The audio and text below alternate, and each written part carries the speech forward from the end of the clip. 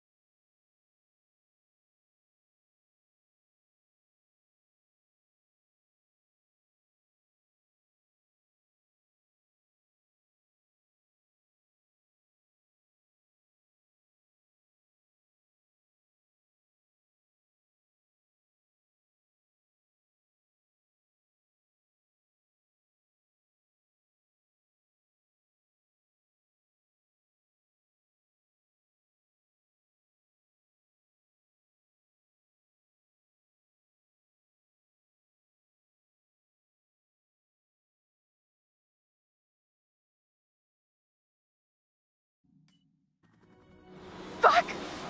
No!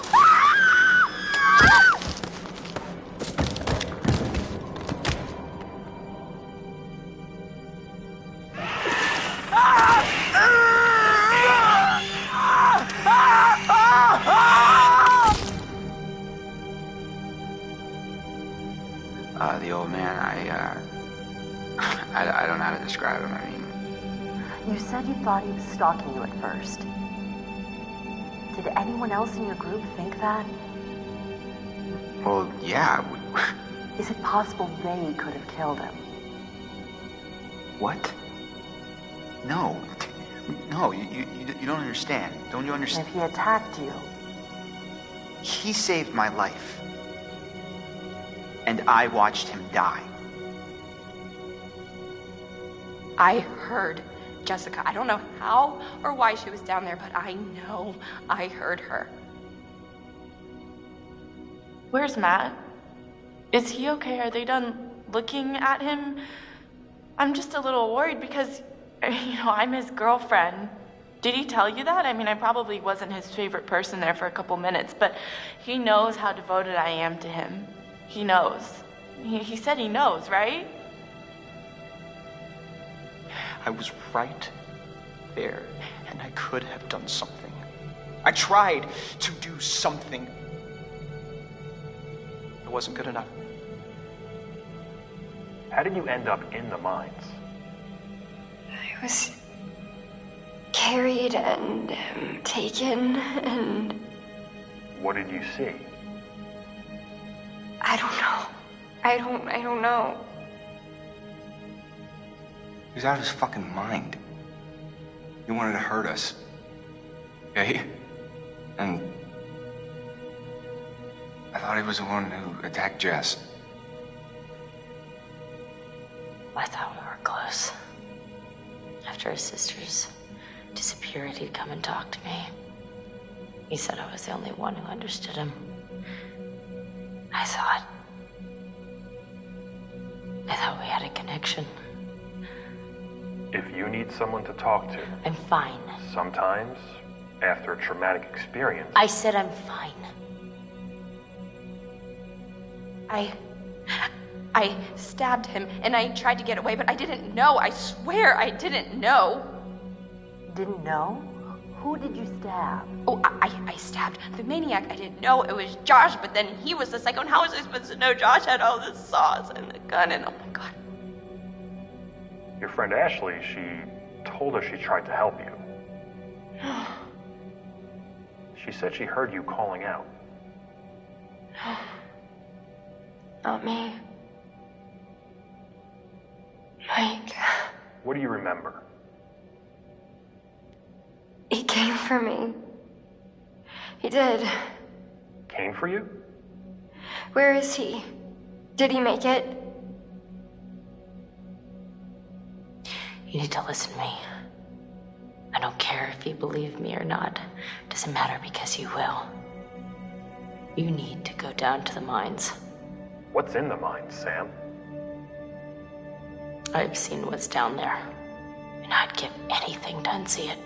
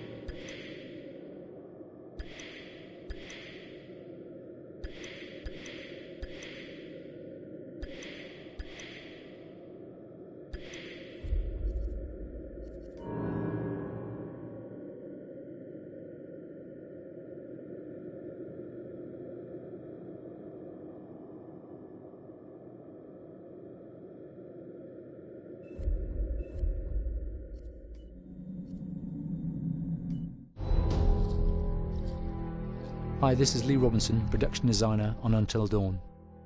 The production design for Until Dawn started with the great teen horror script that sets the characters in a Canadian winter mountain lodge, being a contemporary setting with visual clues derived from classic films of that genre, such as Hitchcock's Psycho and Stanley Kubrick's Shining. The storyboards are vital to the production design, as it allows the designer to understand the scale of the environments to be made and the detail that would be seen to create the atmosphere of a horror. This took us into concepts that took these storyboards further, visualizing the world through the color palette, the lighting, tone and the mood, and developing key locations such as the lodge, the cable car stations, the forests themselves, the wilderness. As you can see, the environments and atmospheres change quite a bit from warm and inviting to cold and threatening. The Millionaire's Mountain Lodge was a key example. It was designed to be made from nearby stone and timber, embedding it into the landscape, with a contrasting and contemporary interior needing to be opulent and extravagant. We created dark and claustrophobic corridors with ominous and large open spaces, almost cathedral-like in size, and with huge structures to silhouette and dwarf the characters within, providing a labyrinth to explore and wander. Each character was developed with a strong visual identity in mind, with contrasting colours, tones and silhouettes to identify them, each to have their own texture, pattern and shape, so that when they were lined up you could always identify them. The costume designs allowed a range of clothes that would suit them for the cold winter weather, but also have an element of style and individualism, so that the audience could look at them and relate, recognizing themselves within them. A lady would like to cuddle up with her man by a nice cozy fire bathed in atmospheric mood lighting. Right. It'll get plenty toasty once we're rubbing up against each other. Mike. Yeah. Fire and mood lighting. Yes. Working with the lighting artists, we really brought the look and feel of the world together, and this required a thorough understanding of the visual language of teen horror. A key scene was where all the characters emerge out of the rear of the lodge chasing Hannah. A contrast is evident straight away from the exterior wilderness to the warmth of the lodge. The attention to character lighting here is through the bounce and rim lighting, accented colours and composition, creating characters that come from the dark into the light and back again with an emotional effect. Guys, there's someone outside. What the hell? Hannah! What's going on? Where's my sister going? It's fine. She just can't take a joke. It was just a prank, Han.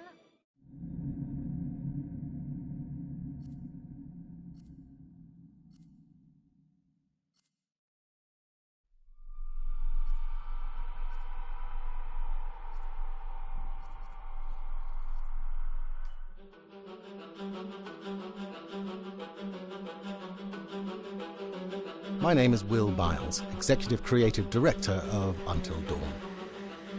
The first part of getting a believable facial performance in-game is to capture, topographically, the actor's range of emotional expressions as separate versions of the same head.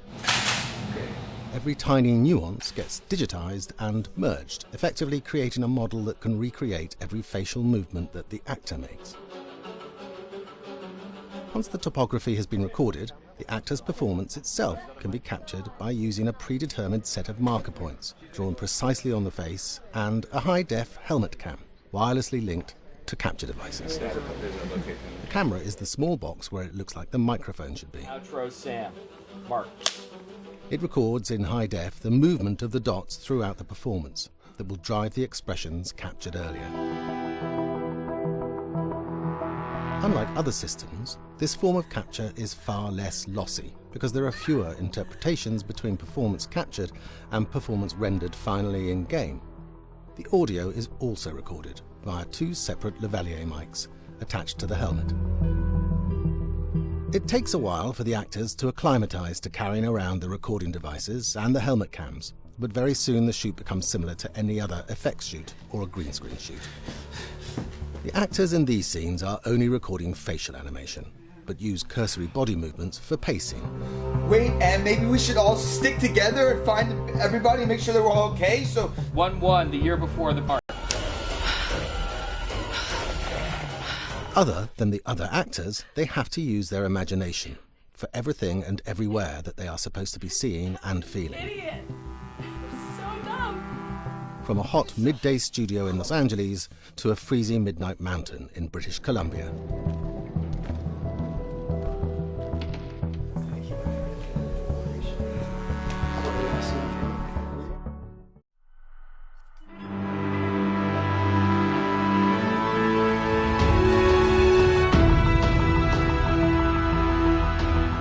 Because Until Dawn has a dynamic, ever-changing story, the facial performances and the body performances are recorded separately, with different systems.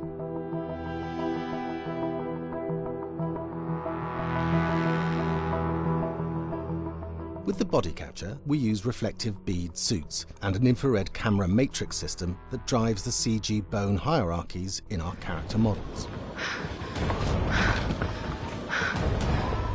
These performances cover everything from character locomotion, scene-specific performances and stunt work, most of which was recorded at studios in Pinewood and Shepperton, near London. Hannah! Hello? Combining all the elements seamlessly in the final game becomes a formidable editing and logistical task. Every variation, both physical and emotional, must be combined in these multi-edits. Scaffolding props have to stand in for the sets, because the hundreds of infrared cameras have to be able to see all of the reflective beads on the actor.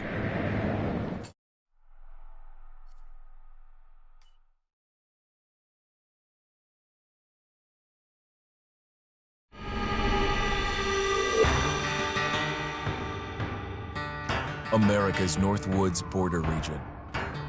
Within this land of 10,000 lakes and miles of dense timber, a hideous creature is believed to lurk. The North Woods is probably one of the last frontiers in America. There's still a lot of places in this area that hasn't been set foot by man. Monsters and mysteries exist here because it is remote. Up in the North Woods, winters are long. In times of biting cold and isolation, a devouring monster is believed to come forth. It's terrorized native people for generations. Growing up, I was told, like, don't go outside, the Wendigo will get you.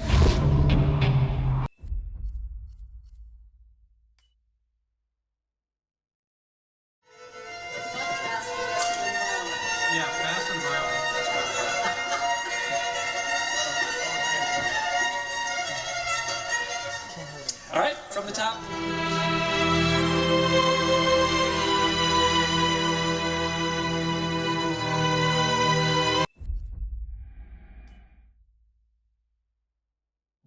Hi, Larry.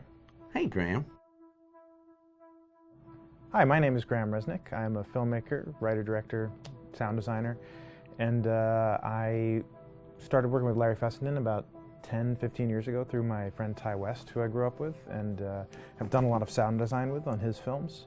And he was producing Ty's films at the time, and Ty introduced me to Larry. Larry produced my first feature, and we've written together on several projects. My name is Larry Fessenden. I'm a filmmaker. I run Glass Eye Pix, which is an independent production company out of New York. We make indie movies, a lot of scary movies as well. And I got a call to audition to write this video game.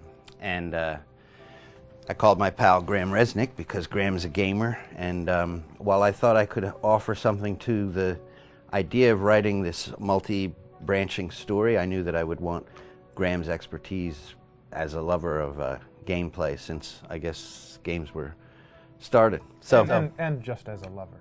And as a lover, yes.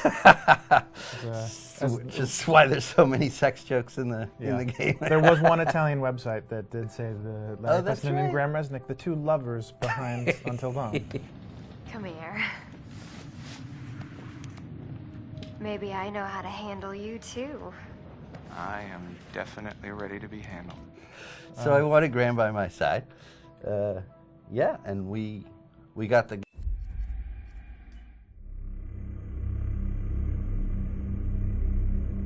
Until Dawn is a game that's full of horror, and one of the things we decided to do early on was to take a scientific approach to how scary it was.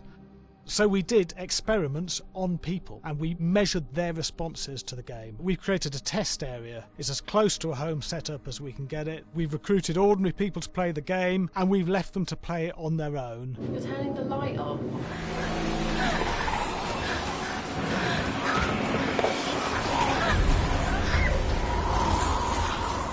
The only difference is it's rigged with cameras and microphones that relay the data through to the next room where people are watching them play. Bracelet here we use for biometric testing. It measures the player's emotional response. It's called a galvanic response sensor. It makes contact with the user's skin and it measures the electrical conductivity across their skin. It's the same principle as an old-fashioned lie detector. When you're stressed, you sweat a little, very sensitive, it picks up tiny changes if the player is feeling anxious or scared. A lot of people. Watch your step. When we have a scare that's consistently has a measurable emotional response, then we knew it was good. If it didn't have that, it goes back to the team for improvement. The data doesn't tell us what's wrong with the scare, it only tells us if it's working or not. Wait, okay, so you hear that too, right? Josh. Here we have a chapter relatively early in the game. Weirdly regular. Nothing regular about it. We have to create tension and anxiety in the player so they are ready to receive the scare.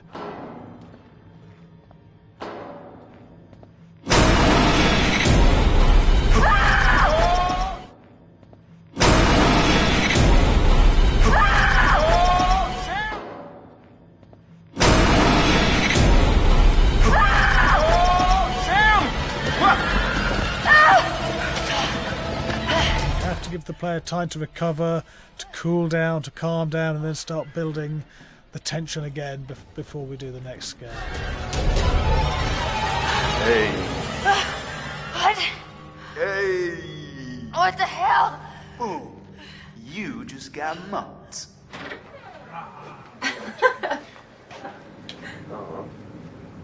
Yeah, I have such an adrenaline high from that game. There's two things we found. One is we could look at the scares, analyse if our expected scares were working effectively. Were people shrieking and covering their hands, or were they getting an emotional response from it? And being scientific about it means that we strip out people's opinions about whether things are working or not. We've got data, and we look at the data. If it's working, we're happy with it. Really scary. Bit scared and wanting to get away. I actually maybe a bit scared to play it on my own, but In a room with the lights on, yeah, with some other people as well, yeah, maybe. But because I'm a scaredy cat, I would play with someone in the room. And the lights on. It was one of the scariest games I've played in a long while.